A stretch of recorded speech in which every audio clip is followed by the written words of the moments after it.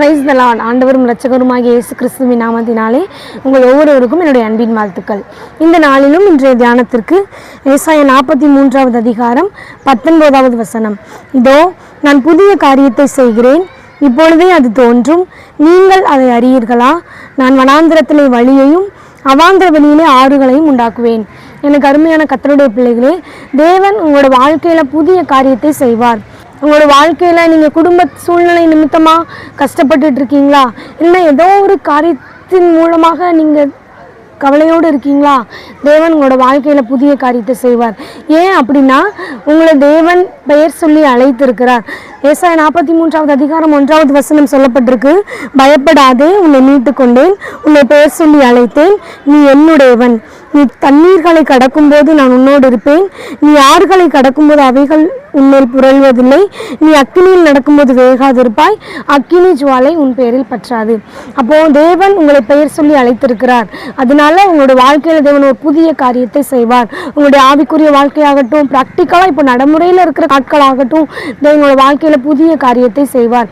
கானாவூர் கல்யாண வீட்டில் பார்த்தோம் அப்படின்னு சொன்னால், இயேசு கிறிஸ்து அந்த கல்யாண விருந்துக்கு அழைக்கப்பட்டிருந்தார். அங்கே அழைக்கப்பட்டிருக்கும் பொழுது அந்த கல்யாண வீட்டில் ஒரு குறை உண்டாயிற்று.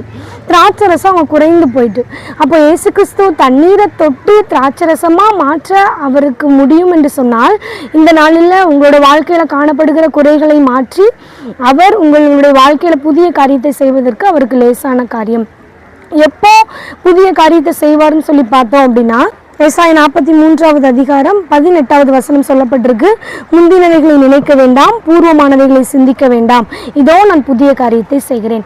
அப்போ முந்தி நடந்த எல்லா காரியங்களையும் நீங்கள் மறக்கும் பொழுது, அந்த காரியங்களை நினைவுக்கு கொண்டு வராமல் இருக்கும் பொழுது தேவனுடைய வாழ்க்கையில் புதிய காரியத்தை செய்வார். இன்றைய தினத்தில் தேவன் என்கிட்ட என்ன எதிர்பார்க்கிறாரு, இன்றைய தினத்தில் தேவன் என்கிட்ட நான் என்ன செய்யணும்னு அவர் விரும்புகிறாரு அப்படிங்கிற காரியத்தை மாத்திரம் நீங்கள் யோசிச்சிங்க அப்படின்னு சொன்னால், உங்களோட வாழ்க்கையில் தேவன் புதிய காரியத்தை செய்வார். முந்தி நடந்த எல்லா காரியங்களையும் விட்டுருங்க, உங்கள் இருதயத்தை காயப்படுத்தின எல்லா காரியங்களையும் விட்டுருங்க. சூழ்நிலை நிமித்தமாக நீங்கள் சோர்ந்திருந்த எல்லா காரியங்களையும் மறந்துடுங்க. ஏன்னா 2 கொரிந்தியர்ல வசனம் சொல்லப்பட்டிருக்கு, பழையவைகள் ஒளிந்து போயின, எல்லாம் புதிதாயின. அப்போ பழையதும் புளித்ததுமான எல்லா அனுபவங்களையும் நீங்கள் விட்டுட்டு தேவன் எதிர்பார்க்குற காரியத்தை நீங்கள் செய்யும் பொழுது அவர் உங்களோட வாழ்க்கையில் புதிய காரியத்தை செய்வார். இந்த நாளிலும் இதை பார்த்து கொண்டு இருக்கிற அருமையான கர்த்தருடைய பிள்ளைகளே, உங்களோட வாழ்க்கையில் காணப்படுகிற எல்லா சூழ்நிலையும் தேவன் புதிதாய் மாற்ற விரும்புகிறாரு. நீங்கள் முந்தினவைகளை நினைக்காம, பூர்வமானவைகளை சிந்திக்காம, தேவன் எதிர்பார்க்கிற காரியத்தை நிறைவேற்ற நீங்கள் பிரயாசப்படுங்க. உங்களோட வாழ்க்கையில் புதிய காரியத்தை தேவன் செய்து உங்களை ஆசீர்வதிப்பார். God bless you.